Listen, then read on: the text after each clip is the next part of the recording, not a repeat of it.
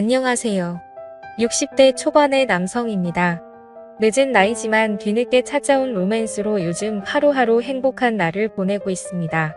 별거 아닐 수도 있지만 제게는 너무나 아름다운 러브스토리. 사연 보냅니다. 저는 아주 어렸을 때 결혼을 했습니다. 군대를 갔다 오고 복학하기 전에 학교 근처에서 알바를 시작했습니다. 잘 되는 호프집 알바고 사람도 많고 늦게 끝나 피곤하기도 했지만 복학하기 전에 용돈이라도 벌 심산이었습니다. 호프집 규모가 다소 컸기 때문에 아르바이트생도 몇 명 있었는데 그 중에 눈에 들어오던 여자가 있었습니다. 그렇게 예쁘게 생기지는 않았고 약간 통통했지만 힘든 일에도 불구하고 항상 웃음을 잃지 않는 여자였습니다. 처음에는 외모가 제 스타일이 아니라서 마음에 들지 않았는데 그녀의 밝은 성격과 해맑은 미소에 점점 마음을 빼앗겼고 저는 그녀를 좋아하기 시작했습니다. 처음에는 그냥 아르바이트 동료로 대화도 몇 마디 나누고 다른 동료들과 술자리에서 티 안 나게 그녀를 챙겨주면서 제 마음을 표현했습니다. 그러다 복학할 때가 되어 아르바이트를 그만두기 며칠 전 그녀에게 고백을 했고 그녀와 사귀게 되었습니다. 그녀와 사귀기 시작하자 그녀는 자신의 사정을 이야기했습니다. 아버지는 어렸을 때 돌아가시고 어머니랑 둘이 살았었는데 1년 전쯤에 암으로 하늘나라에 가셨다고 합니다. 어머니가 살아계셨을 때는 그래도 어머니가 대학교 등록금을 보태주셔서 아르바이트하며 용돈을 마련했는데 어머니가 돌아가시니 학교를 다닐 형편이 안 돼서 휴학 중이라고 하네요. 호프집 아르바이트를 해서 월세 내고 생활비 하면 남는 게 얼마 없지만 그래도 학교를 다니고 싶어서 차곡차곡 모으고 있다고 했습니다. 저희 집이 그렇게 잘 사는 건 아니지만 그래도 저는 부모님께서 학비와 용돈을 다 보태주시고 학교 근처에 자그마한 전세방까지 구해주셨는데 저랑 2살밖에 차이 안 나는 그녀의 사연이 너무나 가슴 아팠습니다. 저는 그녀의 월세라도 아끼고자 살림을 합치자고 제안했고 처음엔 거절하던 그녀도 몇 번의 제안에 결국 수락하고 동거를 시작했습니다. 동거를 하고 나자 그녀가 훨씬 더 좋아지기 시작했습니다. 그녀는 낮에는 식당에서 밤에는 호프집에서 힘든 아르바이트를 했지만 자기보다는 저를 먼저 생각해 주었습니다. 제가 공부하느라 힘들다며 바쁜 와중에도 맛있는 요리도 해주고 깔끔한 성격이라 정리정돈도 잘해서 집안은 늘 깨끗했습니다. 20대의 열정적인 남녀인지라 서로 시도 때도 없이 만나서 데이트를 즐겼습니다. 저는 군대 가기 전에 몇 번의 연애를 한 경험이 있었는데 그녀는 제가 처음 만난 연애 상대였습니다. 그렇게 몇 달을 행복한 시간을 보내다 우리에게 시련이 왔습니다. 어느 날 혼자서 끙끙 앓던 그녀는 울면서 저에게 임신인 것 같다며 고민을 털어놨고 테스트기를 사서 확인한 결과 임신이었습니다. 그 당시 저도 어렸고 아직 졸업을 하려면 1년 이상 남은 때라서 눈앞이 캄캄했습니다. 그러면 안 됐었는데 임신 사실을 알게 되었을 때 제 표정이 너무 심각했나 봅니다. 그녀는 저의 모습에 너무나 슬퍼했고 다음 날 수술을 한다고 하더군요. 그녀의 입에서 수술이란 단어가 나오자 그때서야 정신이 들었고 제가 어떻게 해서든 방법을 구해볼 테니 수술은 절대 하지 말고 기다려 달라고 했습니다. 저의 진심 어린 사과에 그녀도 마음이 풀렸는지 행복한 미소를 보였고 갑자기 딸기가 먹고 싶다 해서 딸기를 사와 같이 먹었습니다. 며칠간 고민을 하다가 어쩔 수 없이 부모님께 사실대로 말씀드렸어요. 저희 부모님도 처음에는 노발대발 하시더니 다른 집 귀중한 자식에게 몸에 칼을 댈 수 없고 수술을 하는 건 살인과도 같다며 우선 그녀와 함께 집에 오라고 했습니다. 부모님께 심한 꾸중을 들을 거라는 예상과는 달리 부모님은 그녀에게 우리 아가 하며 정말 잘해주셨고 부모님의 도움을 받아 좀 더 큰 곳으로 집을 옮기고 무사히 출산을 할 수 있었습니다. 너무나도 예쁜 딸이 우리에게 찾아왔고 나이도 어리고 서툴렀지만 딸을 키우며 행복한 시간을 보냈습니다. 아내는 임신하고 출산하고 하느라 본인도 힘들었을 텐데 항상 제가 공부를 할 수 있게 배려해 주었고 저는 딸이 돌이 될 때쯤 남들도 부러워할 대기업에 취직을 했습니다. 딸도 건강하게 잘 자랐고 아이가 초등학생이 되어 손이 덜 가게 되자 아내는 출산과 육아로 포기했던 학업을 다시 하기를 바랐고 방통대에 진학하여 학업도 병행했습니다. 집안일, 육아, 학업 모두 열심히 하는 아내가 정말 사랑스러웠고 졸업을 1년 남긴 어느 날이었습니다. 아내의 안색이 좋지 않아서 걱정을 했지만 많은 일들을 하느라 힘이 들어서 그런 줄 알았는데 혹시나 하는 건강검진의 아내는 유방암 3기를 진단받았습니다. 정말 천사 같고 열심히 살았던 아내였는데 왜 이런 일이 생겼는지 하늘이 원망스러웠습니다. 아내는 수술 방사선 치료 항암 치료를 잘 견뎌내고 그 와중에 방통대도 졸업했습니다. 하지만 졸업 후 아내의 상태가 급격히 안 좋아지더니 결국 하늘나라로 갔습니다. 저는 정말 죽고 싶은 심정이었고 한동안 페인으로 살았습니다. 그때는 딸도 제 눈에 들어오지 않았습니다. 그러길 몇 달 결국 저는 정신을 차렸고 어머니의 도움을 받아 아이를 키우면서 일에만 몰두하며 지냈습니다. 아이가 고등학생이 되었을 때 회사에 사직서를 제출하고 작지만 제 회사를 차렸습니다. 그때부터 제 머릿속에는 딸과 회사밖에 없었습니다. 그렇게 10여 년이 흘렀고 회사는 안정 수준으로 괜찮은 수익이 났고 딸도 좋은 배필을 만나서 결혼을 했습니다. 딸이 결혼하고 나니 갑자기 공허해졌습니다. 딸이 시집가기 전에는 같이 살았었는데 시집가고도 자주 찾아오기는 하지만 퇴근 후 혼자 집에 들어갈 때는 정말 외로움에 사무쳤습니다. 주위에서 돌싱들을 소개해줘서 만나기도 했는데 예쁘고 괜찮은 분들도 있었고 저를 마음에 들어 하는 분들도 있었지만 결국에는 제가 마음을 접게 되더군요. 그렇게 1년 정도가 흘렀을 때 마음을 가다듬고자 혼자 제주도 여행을 갔습니다.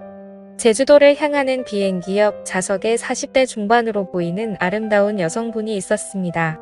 왠지 어두운 표정의 그녀였지만 너무나 예쁘고 향수 냄새는 아닌데 정말 향기로운 냄새가 났습니다.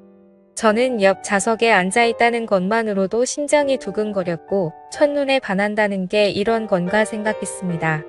하지만 나이 차이도 많이 나는 것 같고 비행기에서 처음 봤는데 말을 걸거나 하면 이상한 사람으로 생각할까봐 그러지도 못했습니다. 제주도에 도착하는 1시간이 너무나 짧게만 느껴졌습니다. 공항을 빠져나올 때 앞에 있는 그녀를 붙잡을까 수없이 망설였지만 결국은 그럴 수 없었습니다. 그냥 짧은 설렘으로 끝낼 수밖에 없었습니다. 혼자 렌트카를 타고 제주도를 여행하기 시작했습니다. 계획을 전혀 짜지 않고 온 여행이라 바닷가를 끼고 도로를 따라가다 괜찮은 카페나 식당에 있으면 들어갔습니다. 처음 도착한 곳이 함덕해변이었는데 오랜만에 바다를 보니 너무나도 좋았습니다.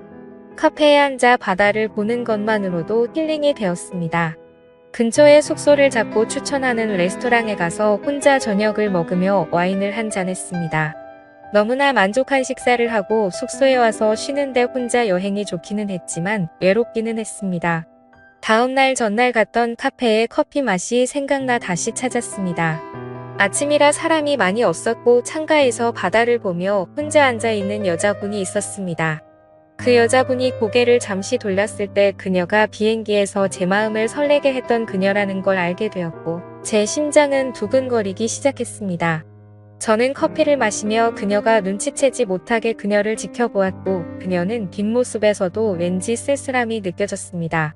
그녀에게 말을 걸어볼까 했지만 저를 기억 못할 것 같아서 망설이는 동안 그녀는 자리에서 일어났고 나가는 길에 눈이 저와 마주쳤는데 그녀도 저를 기억하는지 잠시 멈칫하더니 가볍게 목례를 하고 카페를 나갔습니다.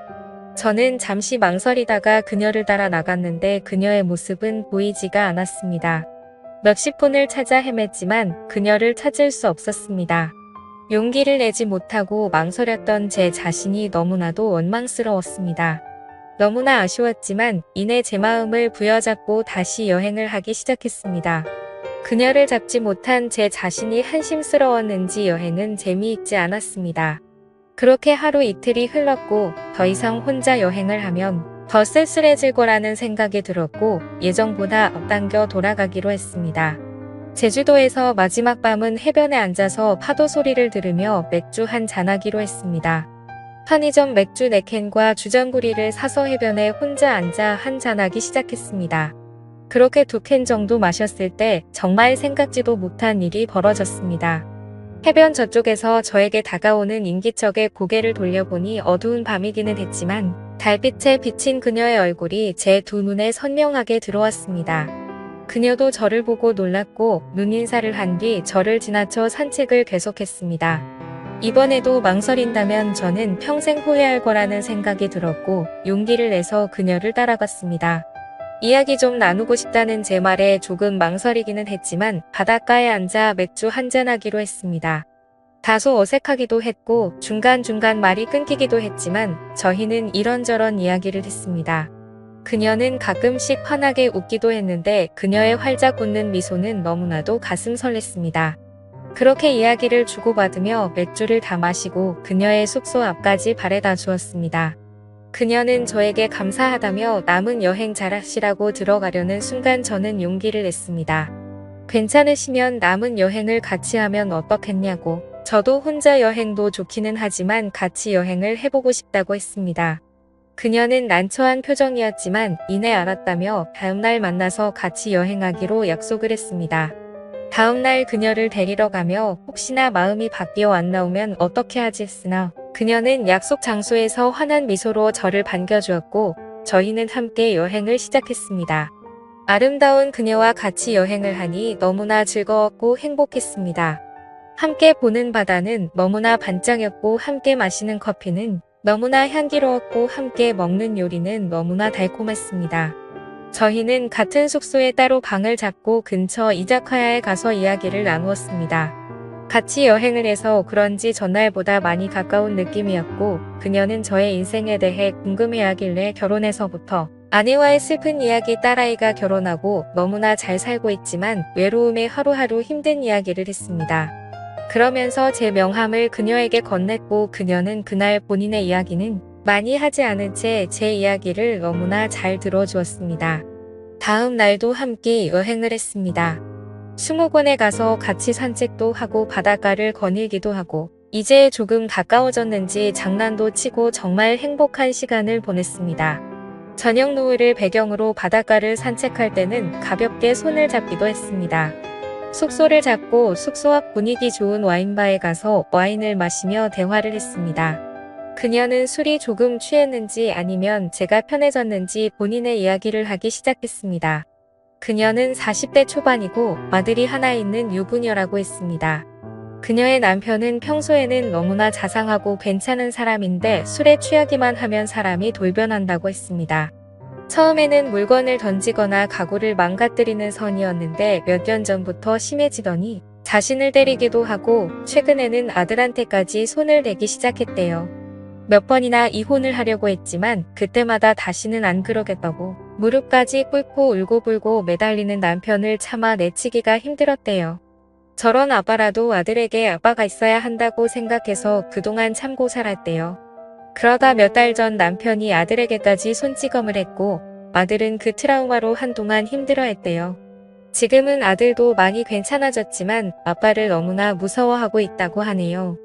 남편은 다시는 그러지 않겠다고 또 매달렸고 이번에는 정말 끝을 내야 할 것 같아 생각을 정리하고 싶어서 혼자 여행을 왔다고 했습니다. 예쁜 얼굴에 가끔씩 보이는 어두운 표정이 그것 때문인 걸 알게 되었어요. 저는 그녀의 어깨를 다독여주며 그녀를 위로해줬고 그녀는 서러움이 폭발했는지 제 품에 안겨 후 느껴 울기 시작했습니다. 그렇게 수십 분 그녀를 다독이고 그녀도 이제 좀 괜찮아졌는지 해변을 걷자길래 손을 잡고 해변을 걸었습니다. 그녀의 작고 가느다란 손을 잡고 아무 말 없이 해변을 걸었습니다. 그녀를 방 앞까지 데려다주고 돌아서는데 그녀가 제 손목을 붙잡았어요. 자연스레 그녀의 방에 들어가게 되었고 서로의 마음을 확인하고 저희는 그렇게 함께 시간을 보냈습니다. 이후 저는 그녀에게 앞으로의 여행도 함께 하기를 바랐고 그녀는 아무 말 없이 미소를 보였습니다. 다음날 아침 햇살에 눈을 떴는데 옆자리에 그녀가 없었습니다. 화장실에도 없는 것 같았고 아침 산책을 나갔는 줄 알았는데 그녀의 캐리어가 없다는 것을 알게 되었습니다. 화장대 위에 그녀가 쓰고 간 메모장이 있었는데 좋은 추억 만들어둬서 감사합니다. 행복한 여행과 인생 되시길 바라겠습니다. 라고 적혀 있었습니다. 저는 그녀를 놓칠 수 없어서 호텔을 나와 그녀를 무작정 찾기 시작했습니다. 같이 갔던 해변 카페 식당도 가보고 했지만 그녀의 모습은 찾을 수 없었습니다. 그녀와 처음 만났던 함덕 해변 카페에 가서 그녀가 앉았던 자리에 앉아 멍하니 바다만 바라보았습니다. 더 이상 여행을 할 수 없을 것 같아 다시 서울로 올라왔습니다. 서울로 올라와 다시 일상으로 돌아왔지만 마음 한구석이 너무나 아팠고 공허했습니다. 그녀를 잊기 위해 일에만 몰두했지만 그것도 잠시 문득문득 그녀가 생각나 눈물을 흘린 적도 많았습니다. 그 뒤로 두세 명의 여성분을 소개로 만나봤지만 제 마음은 온통 그녀에게 가 있었기 때문에 전혀 눈에 들어오지 않았어요. 제가 아는 거라고는 그녀의 얼굴과 나이밖에 없으니 어떻게 할 방법이 없었어요. 그냥 하루하루 그녀를 떠올리면서 그렇게 1년여가 흘렀습니다. 그날은 아침부터 웬일인지 기분이 너무 좋은 월요일이었습니다. 상쾌하게 아침에 일어났고 출근길도 평소보다 안 막히는 느낌이었어요. 출근을 해서 일을 하다 직원들과 점심 식사 후 커피를 한잔하고 있는데 모르는 번호로 전화가 왔어요. 전화를 받고 상대방의 목소리를 듣자마자 놀라서 들고 있던 커피를 떨어뜨릴 뻔했어요. 수화기 건너에서 들리는 목소리에서 그녀임을 느낄 수 있었어요. 저는 너무 놀라서 아무 말도 할 수 없었고 그녀는 차분하게 안부를 묻더니 주말에 서울에 올라갈 일이 있는데 혹시 만날 수 있냐고 했습니다. 저는 주말에 약속이 있었지만 당연히 약속 없다며 보자고 했고 만나는 시간과 장소를 정하고 전화를 끊었습니다. 전화를 끊고 나서도 떨리는 숨과 심장이 멈추지 않았습니다. 부하 직원들이 사장님 무슨 일 있냐고 걱정되듯 물어봤을 정도로 제 모습이 평소와는 달라 보였나 봅니다. 수십 분이 흘러 마음이 좀 진정됐고 그녀의 목소리를 들었다는 것만으로도 너무 기뻤고 주말에 그녀를 다시 볼 수 있다니 너무나도 행복했습니다. 그녀와 만나기로 한 날짜를 기다리며 하루하루가 설레고 행복했습니다. 드디어 그녀와 만나기로 약속한 날이 되었습니다. 저는 최대한 깔끔하면서도 너무 꾸미지 않은 것 같은 옷을 입고 간만에 향수도 뿌리고 머리에 힘도 주었습니다. 토요일 저녁 그녀와 만나기로 한 카페로 향했습니다. 그녀를 빨리 보고 싶다는 생각에 서둘렀는지 약속 시간보다 1시간 전에 도착하였고 카페 문이 열릴 때마다 그녀의 가 두근두근했습니다. 그녀는 약속 시간 10분 전에 문을 열고 들어왔고 그녀의 모습은 너무나 눈부셨습니다. 그녀는 제 앞에 앉아서 환한 미소를 보였고 저는 그 모습에 감탄할 수밖에 없었습니다. 그녀도 저와의 만남을 기다린 듯 깔끔한 정장 스타일의 옷을 입고 있었고 미용실을 다녀온 듯한 헤어스타일과 메이크업이었습니다. 처음에는 다소 어색한 대화를 주고받다가 곧 그녀의 진심을 들을 수 있었습니다. 제주도 여행에서 그녀도 저에게 사랑을 느꼈고 저와 보낸 그날이 너무나도 행복했다고 합니다. 새벽에 자고 있는 저를 보면서 계속 만나고 싶다는 생각까지 했었다고 합니다. 하지만 아무리 남편이 폭력적이고 이혼까지 생각하고 있었다고는 하지만 아직 이혼하기 전인 몸으로 다른 남자와 있다는 죄책감이 몰려왔고 그래서 저에게 말도 없이 떠났다고 합니다. 제주도에서 돌아와 남편과는 이혼 절차를 밟았다고 합니다. 이번에도 남편은 울며 불며 매달렸지만 이번에는 정말 이혼하기로 결심했고 받아들이지 않는 남편 때문에 소송까지 하느라 1년여가 걸렸다고 합니다. 제가 준 명함을 보면서 전화를 걸까 말까 망설였지만 이혼이 결정되지 않은 상태에서 저에게 전화하는 게 저에게도 미안했다고 합니다. 한두 달 전쯤 이혼을 하게 되었고 용기를 내서 저에게 전화를 했다고 합니다. 그녀의 말에서 진심 어린 사랑을 느꼈고 그녀의 손을 잡고 고맙다고 말했습니다. 저희는 근처 근사한 레스토랑에 가서 식사와 와인을 가볍게 마시고 행복한 시간을 보냈습니다. 대화를 나눌수록 그녀가 통하는 게 너무나 많았고 우리는 정말 행복한 시간을 가졌습니다. 다음 날 우리는 한강을 찾아 산책을 했습니다. 1년 전 제주도에서 해변을 같이 걸을 때처럼 손을 잡고 걸으며 너무나 행복한 시간을 보냈습니다. 그녀는 대전에 살고 있어서 저녁에 서울역으로 바래다 주었고 안타까운 그녀를 보내주었습니다. 그 이후로 주말마다 그녀가 서울로 올라오거나 제가 대전으로 찾아가 데이트를 즐겼고 반년 전에는 그녀가 서울에 취직을 하고 우리 집 근처 쪽에 집을 얻었고 서로의 집을 오가며 사랑을 키워나가고 있습니다. 저도 그렇고 그녀도 그렇고 서로의 자녀를 생각해서 재혼은 생각하고 있지 않지만 서로를 사랑하는 마음은 진심인 걸 알기에 결혼하지 않고도 이렇게 노년을 함께 보낼 수 있을 거라 확신하고 있습니다. 제가 나이가 있기는 하지만 그녀와 사랑을 나눌 때마다 청춘으로 돌아간 것 같은 힘이 솟았고 그녀도 저와의 만남에 너무나도 만족한 모습입니다. 나이가 들어도 사랑을 할 수 있고 제 나이에도 사랑을 나눌 수 있습니다.